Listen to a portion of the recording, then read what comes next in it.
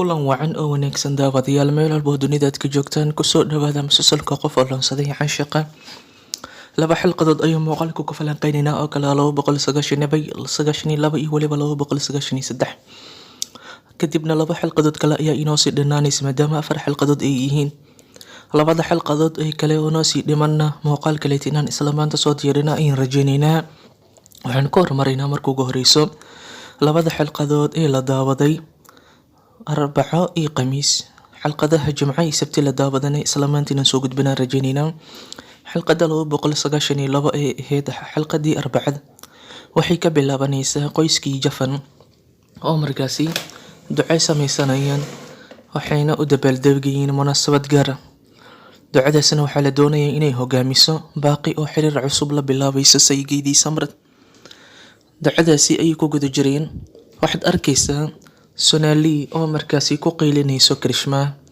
waxay leedahay gabar yahay waad maqneed maanta timid ee shaqayso hawsha si fiican u qaba Krishma iidan oo isdifaacaysay oo saddexdeed waxay ku lahayd markii aan qoyskii hooyday aabahay gurigeeda aan aaday nasiina ayaan dareemay kadib markaan maqlay in guriga duco lagu qabanayna degdeg ayaan ku soo baxay si aan hawsh u qabsado ee adiga bilaa micna ayaad iigu qeylinaysaa hawshayda waan wataa ee qeylada iga dhaaf ee eraya noocaas ay ugu jawaabaysaa Sonali waxay leedahay markii horeba waxaad u baxday howl diid baad ahayd hawshaad ka cararaysay markii duco iyo munaasabad noocaas ay jirto waad carartaa oo waad baxsataa ay gabarayay si fiican u shaqay bay leedahay Sonali iyada naftarkeeda waxay ku jawaabaysaa adiga guriga waad joogtay ani waan maqnaa aniga sidaad sheegtay laakiin adiga guriga joogtay maxaad qabatay waligaa gurigan maxaad ka qabatay gabdhaha yaryar unbaad adeejisaa markaas hadalkii Krishma lagu wada qoslaya mafani waxay amaanaysaa baaqi sida ay ducada u sharaxday markay amaantay kadib bay waxay qabsanaysaa Ashwani waxay leedahay Ashwani gabadhii aad saddexda u ahayd Eesay hoosh waxba kama qabanaysa miya Ashwani waxay leedahay xilli hore ay maanta hooshayda qabsatay kadibna jaamacadii aaday ma ujeedid miya mandarka sidii u sharaxday mafani waxay leedahay hagaag si fiican ayay u sharaxday kadibna mafani waxay leedahay maanta ducada waxaa hogaaminaysa baaqi maadaama iyada ay jeclaysatay ninkeedii Samrad iyo iyada ayana ducada hogaaminayaan oo muddo dheer kadib isku soo laabteen muuqaalka xiga waxaana la tusayaa gabadhii Saay ahayd oo imaatay kadib markii soo raagtay sidaan wada ogeyn Saay waxay ku soo guuleysatay inay safarka ka joojiso in muddo ah ninka Firaad ah si kumeel gaar ay safarkii uga celisay iyadoo markan doonayso inay isaga ku qanciso si toos ah inay markaasi bedelkii uga joojiso waatii u bedel samaysto una bixi rabay laakiin si kumeel gaar ayaa loo celiyay Saay ayana ka dambeysay oo Firaad taliyihiisii arrinkaas ka codsatay Saay markii imaato way walwalsantahay waxay isleedahay talo Firaad qaabkii ku weydiisaa miyuu kuu sheegi doonaa in safarkii iyo bedelkii si kumeel gaar ah looga baajiyay uu ku joog sidaas ku joogay mise uu ka qarin doonaa Firaad ayay su'aalaysaa isagana uu mashquulinay iyadoo dhan waayo hadalkeeda ma doonay inuu la hadlana ma rabiyo howlihiisii ayuu ka wataa gurigii ayuu joogaa iyada laakiin way ku celcelinaysaa su'aash way dhibaysaa ilaa uu wax uga sheego markii dambe ayuu u sheegayaa wuxuu dhahay safarkii waan ka joogsaday bedelkii waa liiga baajiyay laakiin si kumeel gaar ah toos bedelkii looma kansalin marka waan bixi doonaa laakiin hadda ma ahan sidaasaan hadeer ku jooga iyo ogow Saay oo markaasi iska dhigayso qof aan waxba ogeyn ayaa Firaad weydiinaysa waxay leedahay Firaado waxaad lahayd safarkayga cidna ma kansali karto bedelkana cid joojin karta ma lahan ayaad lahayd waa kuma qofka joojiyay sababteesa uu ku joogsaday maxaad u bixi weysay arrimahaas ma ii sharaxi kartaa Firaad wuxuu dhahayaa ma garanayo cidii ka dambeysay falkani laakiin baaritaankeeda waan ku guda jiraa arrinkaas goor dhowna waan ogaan doonaa qofkii ka dambeeyay bedelkaygii in la joojiyo Firaad wuxuu arkayaa boorsadii Saay oo sariirtay ay saaratay meeshii saaratay wuxuu soo xasuusanayaa boorsadii uu ku arkay taliyihiisa xafiiska taliyihiisa uu ku arkay ayuu soo xasuusanaya shaki yar ayaa galaya marka wuxuu leeyahay Saay amay ka dambeysaan iyadoo su'aalaya wuxuu dhahayaa adigu ma waxaad samaysay wax aan loo baahnayn kadibna safarkaygii iyo bedelkaygii adigaa joojiyey miya? Saayo way naxaysaa, waxayse leedahay talow Firaad amuu ku ogaadaa, wuu kaa shakiyey.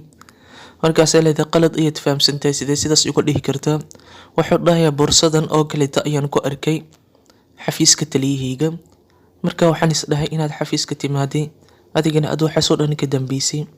Saayo way isdifaacaysaa iyadoo been sheegayso, waxay leedahay waxaas waxba kama jiraan, aniga falkas ma ka dambeynin, sideen ku joojin karaa? Sideed ku aamini kartaa anigoo Saay ah oo xaaskeeda ah inaan taliyihii ciidanka booliska u tago oon dhaho ninkaygii safarka ka reeb isagana oo hadalkayga maqlo? Ma kula tahay inaan arrinkaas awoodo oon markaasi bedelkeedii sidaas aniga aan ku joojin karo? Suurtagal maan, caqligaada gaasho, aniga kama dambeynin. Midda kaletana boorsadan aniga maanta ma qaadanin, boorsadan meeshii iska taalay, mid kalaan qaatay, armaajadana geliyay, imaadan arkin adiga markaan hadeer imaanayo oo boorsada meesha gelinaya. Saayo sidaasay isku difaacaysaa, laakiin Firaad ma qancin. Saayo waxay isku dayaysaa inay Firaad ku mashquuliso arrimo kaleeto, sida inuu ducada ka qayb galo, labiskii uu gashan lahaa, arrimo noocaasay ku mashquulinaysaa. Laakiin isaga wuxuu dhahayaa su-aashaydii iga jawaab, Saayo adiga miyay ka dambeeyo? Saayona waxay dhahaysaa adiga maad ii aamintid, aniga kama dambeeyo falkaasi, mana joojin kari bedelkeeda. Labadoodii in cabaar ah markay murmaan kadib, Saayo waxay niyadda ka dhahaysaa maxaan sidan dhan uga faraxsanahay in Firaad uu bedelkii aan ka joojiyey? Maxay tahay sababta aan u rabo in Firaad dhankayga uu joogo? Maxay tahay sababtan Firaad ugu dhowaanayo? Saayo dareenkeedii waxa uu yahay turjumadiisa ma fahamsana, ma dareensana ilaa hadda inay Firaad jeceshahay. Qalbigeediina way isdiidsiinaysaa, maskaxdeedii iyo qalbigeedii ayaa dagaalamayaan. Qalbiga Firaad buu doonaya, maskaxdana way diidaysaa, oo hadalkii Firaad hadda ka hor uu dhahay ayaa maskaxdeedii ku seefgaraysan. Sidaa awgeed waxay is leedahay maxayba tahay sababtan uga farxaya? Maxay tahay sababtan aniga arrinkan u sameeyeyba marka hore? Maxaa i dhexgeliyey? Maxaan Firaad noloshiisa u galay? Maxaan bedelkan uga joojiyey? Haddii aan ka joojiyeyna maxaan ugu faraxsanahay in Firaad bedelkii uu ka baaqsaday, gurigana uu joogo? Arrinkaas ayay is su'aalaysaa. Muuqaalka xiga waxaana la tusaya qoyskii dhammaan oo isku imaanaya, ducadii ayaa la gudagalaya. Bafaniya waxay leedahay waan faraxsanahay maanta qoyskii oo dhan markay isku imaadeen. Waxaan rabaa inaan idin ogeysiiyo in maanta ay hogaaminayso baaqi ayaa hogaaminayso ducadii. Waxaa taxanaha kusoo laabanayso gabadhii Diifyaani ahayd oo hadda kahor aan idiin sheegaynay inay taxanaha ka baxday sababa gaar ah. Haddaba way soo laabatay.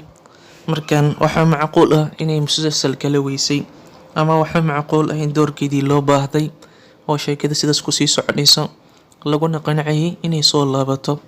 Way soo laabatay ninkeedii Bulkid ayaa ducadii kasoo qayb galaya. Markaasi halkaasi waxay ku kulmayaan Diifyaani iyo weliba Samrad oo muddo dheer isugu dambeysay. Wuxuuna Samrad halkaas ku baranaya Bulkid, wuxuuna dhahayaa waad ku mahadsantahay maadaama walaashaydii aad farxad gelisay. Labadoodii meeshii ku sheekaysanayaan. Firaad ayaa ducadii kasoo qayb galaysaa, meeshii ayay imaanaysaa, dadkii oo dhan oo isku imaanayaan. Bafaniya waxay dhahaysaa aad iyo aad ayaan maanta u faraxsanahay wiilashii gurigan maadaama ay midoobeen, dhammaanna ay wada joogaan. 3 wiil ilaa 4 wiil guriga iyo xaasaskoodii booyi wada joogaan ayay dhahaysaa. Kadibna Saayo ayaa soo boodaysa, waxay leedahay aniga haliga reeba ducadan, sababtoo ducada waxaa loogu talagalay nin iyo xaaskiisa oo si dhaba isku qabaan, xiriir dhaba uu ka dhexeeyo. Anigay Firaad xiriirkeena waa kontaraad iyo heshiis, sida awgeed ducadan inaan ka qayb galo aniga Saayo ah xaq uma lihi, haliga celiyay bay dhahaysaa. Xalqadii 292 meeshii ku dhamaatay. Waxaan gudagalaynaa xalqada 293 oon muuqaalkan kusoo gabagabaynayna. Waxayna ka bilaabanaysaa Saayo oo diidan ayay xalqad ka bilaabanaysaa. Bafaniya ayaa laakiinse la hadlayso Saayo markay tiri aniga guurkeena heshiis weeye, aniga Firaad guurkeena heshiis weeye, ducadan inaan ka qayb galo aniga kuma habboona. Bafaniya ayaa soo boodaysa, waxay dhahaysaa adigu maxaa kugu dhacay gabaryahay? Hadalkan leymaa kusoo celcelinaysaa mar walba, hadalkan iska ilow. Midda kaleeto xiriirka adiga Firaad idinka dhexeeya haddii aad u aqoonsan tahay mid heshiis ama kontaraad ah, maxay tahay sababtaad u carootay markii Firaad uu dhahayay bedel ayaa liigu samaynayaa, waan baxayaa, magaaladan oo dhan waan ka bedeshtay? Markuu dhahayay maxaad u carootay?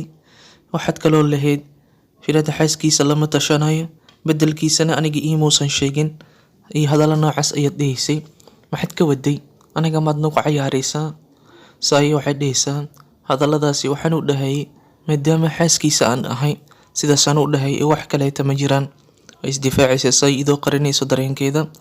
Ashwani waxay leedahay Saayi idhagiso, iska iloow xanaaqan iyo isgaargaarkan. Ninkaadii adiga ducada waad ka qayb galaysaan waliba si wadajir ah. Isdiyaari bay leedahay. Bafaniya waxay leedahay mashquulka layga dhaafay isoo dhageysta. Saddexda gabdhii gurigan loo soo guuriyay dhowaan ama sanadadii u dambeeyay ee kala ah Saayi, Karishma iyo Baaqiba. Saddexdooda ayaa ducadii qabanayaan. Fiyooraha ciduu gacanteeda kusoo dhaco ayaan markaasi jijimi iyo dahab aan siinayaa.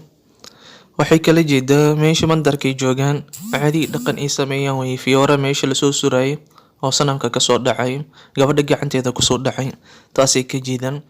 Marka waxay leedahay fiyooraha gabadhii gacanteeda uu fiyooraha kusoo dhaco ayaa markaasi gooleysatay oo ducadii heshay iyo wax walba oo niyeysanaysay. Karishma, Baaqi iyo Saayi ducadii ayay sameynayaan. Sin lama filaana Saayi gacanteedii ayuu fiyooraha kusoo dhacaya. Markaasaa lagu wada farxaya oo lisdhahaya ducadii Saayi ayaa heshay. Saayi iyo Baaqi way heesayaan. Dhaqankii Hindiga ayay sameynayaan iyagoo ducooyinkii wax is sameyn jireen. Intaas markay dhacdo Divyana way farxaysaa. Waxay leedahay maanta waxaan ku faraxsanahay. Muddo dheer kadib maanta waxay qoyskii ka wada qayb galayaan. Saddexdii walaalahayga ahaana way joogaan. Ducadii way ka qayb galayaan. Aad baan u faraxsanahay bay dhehaysaa Divyani. Saddexda walaalo waxay kala jeedaan Firaad, Samrad iyo waliba Muhiid.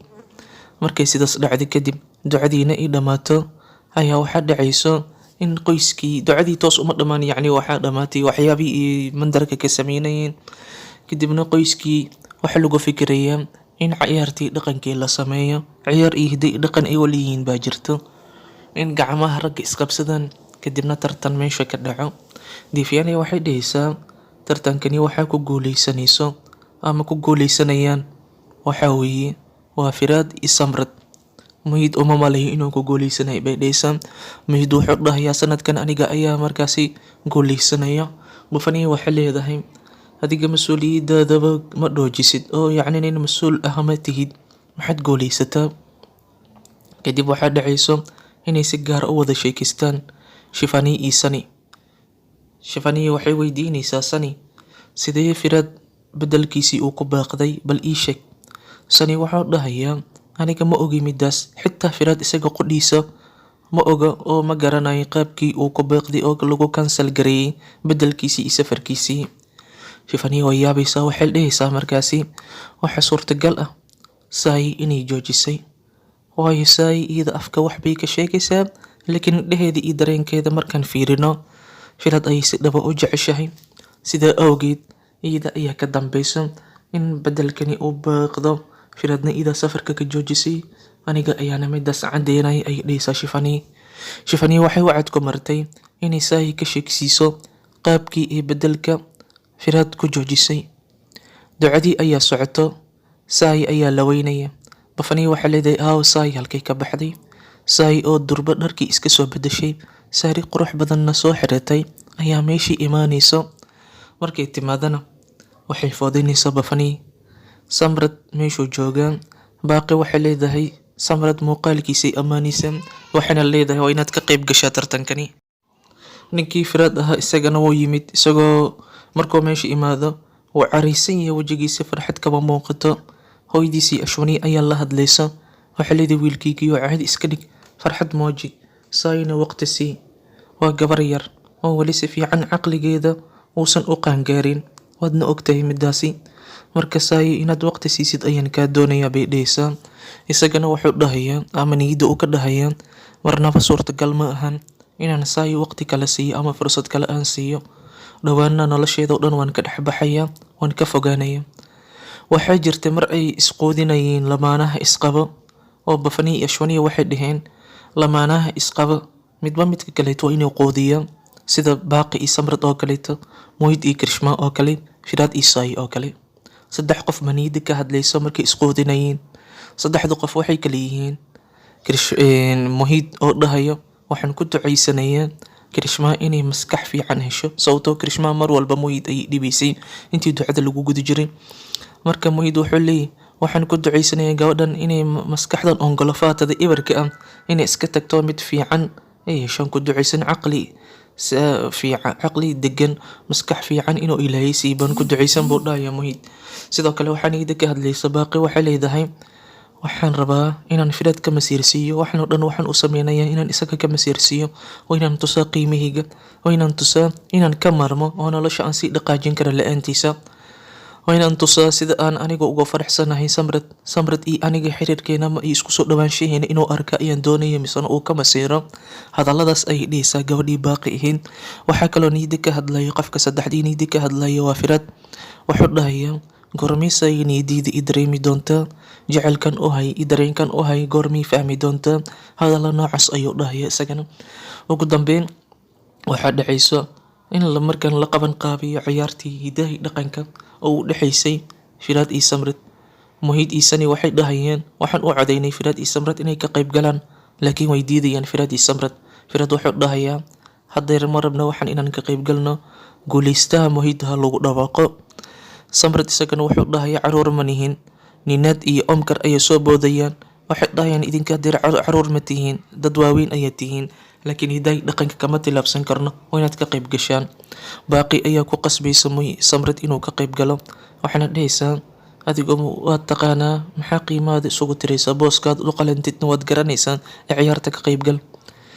Firaad isagana waxay ku qasbaysaa Baaqi waxayna dhahaysaa Firaad marka hore wuu rabay inuu ka qayb galo laakiin Samrad jawaabtiisuu sugayay. Firaado maadaama Samrad uu haddeer ogolaaday waad u jeedaa wuu ogolaaday Baaqi ayaana ku qasabtay adigana ka qayb gal. Firaad isagana wuu ogolaanayaa ciyaartii way bilaabanaysaa. Samrad iyo Firaad gacantay isqabsadeen gacmay isgeliyeen. Xalqadiina halkaas ayay ku dhamaanaysaa daawadayaal. Waa xalqada 293aad maanta ama beri waliba maantan ku dadaalayna inaan soo gudbino muuqaal kaleeto oo ku sharaxayno labada xalqadood ee dhiman ee kala ah 294 iyo waliba 295. labadaas xalqadood ayaa dhiman. goosgooska xalqada 294 hordhaceeda haddii aan idiin sii sheegno waxaad ku arkaynaa Sai oo markaasi intaysan ciyaarta bilaabanin Firaad iyo Samradba u dhawaanayso iyadoo markan iska dhigayso qof labadooda dhiirigelinayso oo ciyaarta ka qayb gala dhaysa ayaa dadka isaga dhigaysan laakiin fursadaas waxay u aragtaa inay ugu dhawaanayso ninka Firaad ah. Sai Baaqi ayaa sida sameynaysan dhahnay. Baaqi ayaa waxay dhiirigelinaysaa Firaad iyo Samrad waxay iska dhigaysaa labadooda inay dhiirigelinayso ciyaarta bilaabay dhehayso oo kaleeto laakiin fursad ay Firaad ugu dhawaatay ay doonaysay. Sai arrinkaas way fahamtay waxay canaan i qaylo ku bilaabaysaa Baaqi waxayna dhahaysaa adiga Firaad wali waad jeceshahay waxaad iska dhigaysaa qof Firaad ilowday oo Samrad xiriir cusub la bilowday laakiin Firaad ayaad wali doonaysaa waxaana arrinkaas cadeynayso dhaqamadaada cusub iyo sidaad Firaad uga ag dhawaanaysid. Sai ayaa masiirkaasi qayladaas bilowday Baaqi ayayna ku dhahaysaa kadibna waxaa gacmihii isdeynayaan Firaad iyo Samrad gacmihii way iska kala foqeen. goosgooska intaasaan ku aragnay. Haddaba xalqadoo dhammaystiran oo ah 294 iyo 295 waan isla soo gudbinaynaa la socosho wanaagsan. Wabillahi tawfiiq. Assalaamu calaykum waraxmatullaahi wabarakaatuh.